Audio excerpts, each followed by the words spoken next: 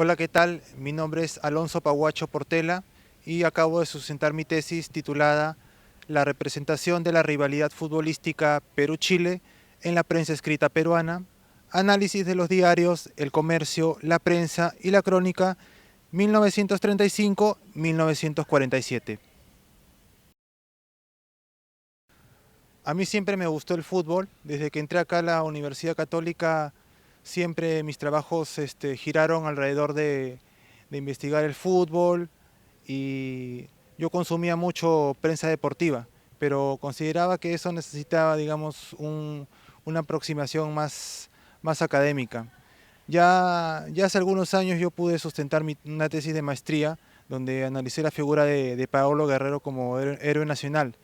Entonces me puse a pensar qué otro gran tema podría ser de interés en el ámbito académico, ¿no? Y, y la rivalidad Perú-Chile pues se decantó por sí sola, ¿no? El gran clásico del Pacífico, por decirlo de alguna forma, ¿no?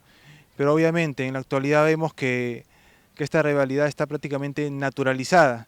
Y a mí me interesó, desde luego, de construir ello, ¿no? Examinar los orígenes de esta rivalidad deportiva, ¿no? Y es allí donde yo me propongo desentrañar los discursos deportivos justamente de los años 30 y 40, que es donde inician los partidos de fútbol entre estas dos selecciones sudamericanas.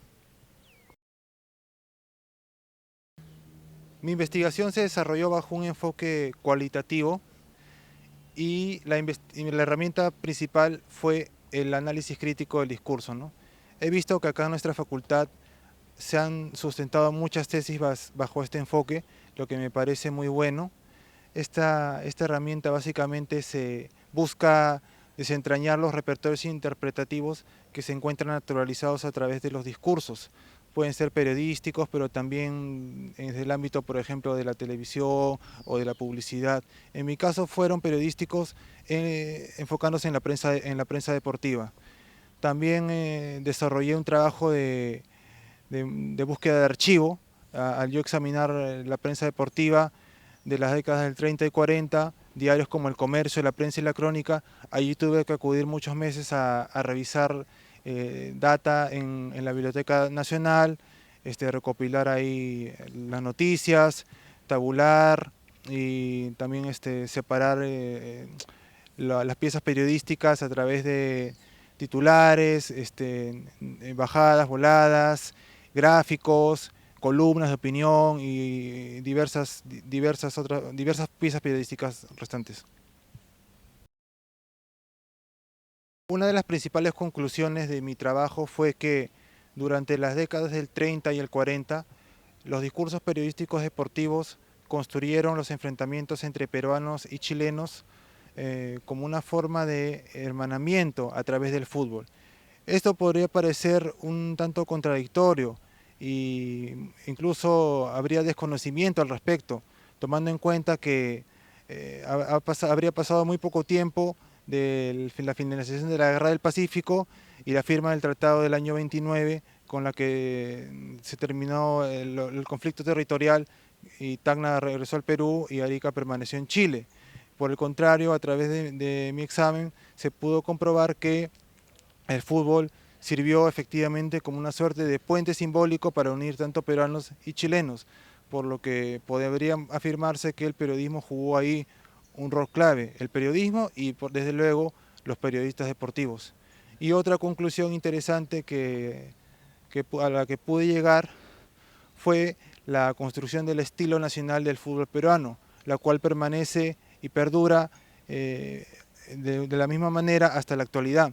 Esta se construye a través de características que se vinculan a la habilidad, a la destreza con el dominio del balón, al juego individual, a la buena técnica, cualidades que evidentemente escuchamos el día de hoy, consumimos en la prensa deportiva, y esto se representa en una oposición a las características con que eran resaltados los futbolistas chilenos.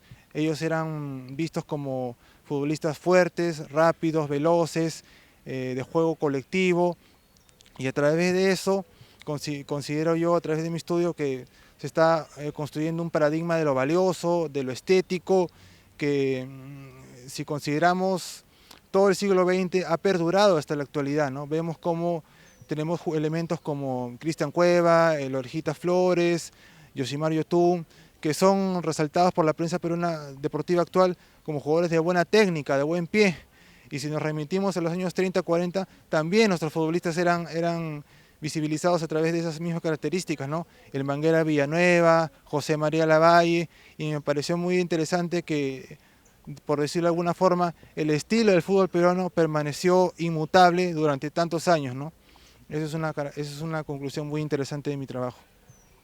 A todas las personas que les interese el estudio del fútbol y que no lo vean solo como un medio de entretenimiento o práctica deportiva, sino también como un producto cultural o en un ámbito académico, los invito a revisar mi tesis en el repositorio digital de la Biblioteca de la Universidad Católica y espero que esta clasificación al Mundial de Rusia 2018 sirva también para incentivar los estudios vinculados al fútbol peruano. Creo que es un campo de estudio muy rico y que puede crear interés en más investigadores jóvenes en el Perú y sobre todo aquí en nuestra Facultad de Ciencias y Artes de la Comunicación.